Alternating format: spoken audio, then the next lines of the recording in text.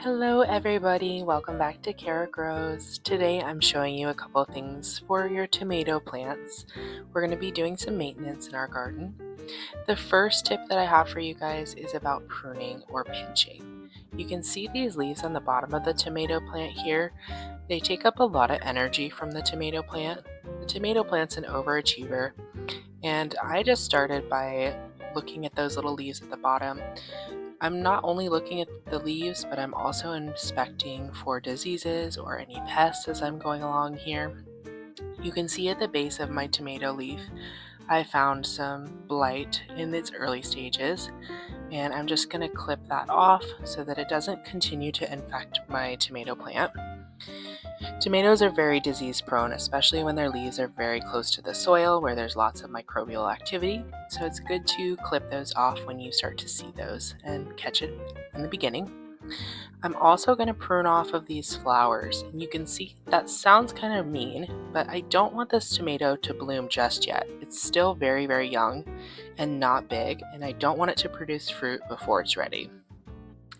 It seems hard when you're pruning because the tomato is putting lots of energy into these leaves and it feels cruel, but it's actually helping to redirect your tomatoes plant and energy up into your support systems and continue to have it grow in the right direction.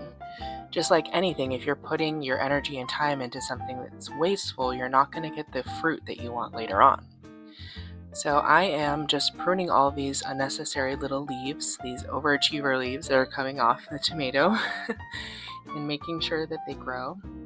I'm not going to put these ones in my compost because they have blight on them, but you can put healthy ones in your compost.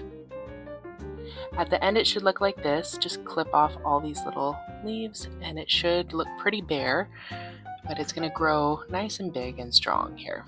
And that's exactly what we want for bigger fruit. The next thing that we're going to be doing for our tomatoes is adding a support system. I started with these little bamboo poles here. I got these from Lowe's, but you can get them from the dollar store or Home Depot, wherever you shop. And I use them as a way to direct them up into my Florida weave. Last week I showed you guys how to do a Florida weave for the first layer. We're also going to be adding a second layer today, and these poles just provide a support system, especially to my cucumbers that have these little tendrils that like to grow really nice and big and wrap onto something. We're using twine and scissors today to add another layer, and you can see that I'm just going to start wrapping it around the pole. The second layer of our Florida weave will probably get outgrown pretty soon by all of our plants, but we're putting it in anyway.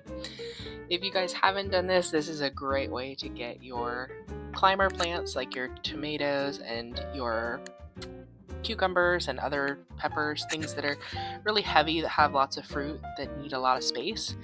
If you want to get them to grow upward into a trellis, a tomato trellis, this is a great way to do that. So I started by weaving those all the way in between, and you can see I'm just tying it off or looping it around on the other side, and then I'm going to come back all the way through all of those little stakes, and those tomato stakes make it really easy to just weave in between each layer here, and that way my plants will have plenty of space to grow upward and be nice and supported as they grow. I found that this has been easier for me than tomato cages. It's just personal preference, and I also like the way that it looks. So I'm going to tie it off here at the very end, and then you should have a beautiful second layer, and you can see this has plenty of space for them to grow up into that gap and get nice and tall. Fertilizing is our next topic. I'm using eggshells as a way to get some calcium and other minerals into the soil here. I'm just breaking them down and then distributing them along with some coffee grounds for extra nitrogen at the bottom of my plants here. There's probably an easier way to do this, but over time this will break down and the water will take those nutrients into the soil here. I'm also going to mix some fertilizer, liquid fertilizer, into my water here, and I'm just going to distribute that at the base of these plants. I do this every 4 weeks so that these plants will grow nice and tall and they'll have lots of nutrients to continue producing fruit. I'm also doing my cucumbers because might as well. And then the next thing that we're going to talk about is companion planting.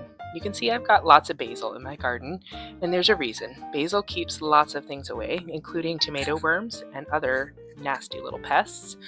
It also acts as an herbicide, and here you can see that we also have some marigolds planted around there, which attracts pollinators and lots of healthy things to our fruit here. All of this together will help the tomato plant thrive a little bit more than just on its own. I hope you guys enjoyed this tomato care video. If you did, leave a like and a comment below and make sure to subscribe. I'll see you in the next one. Bye!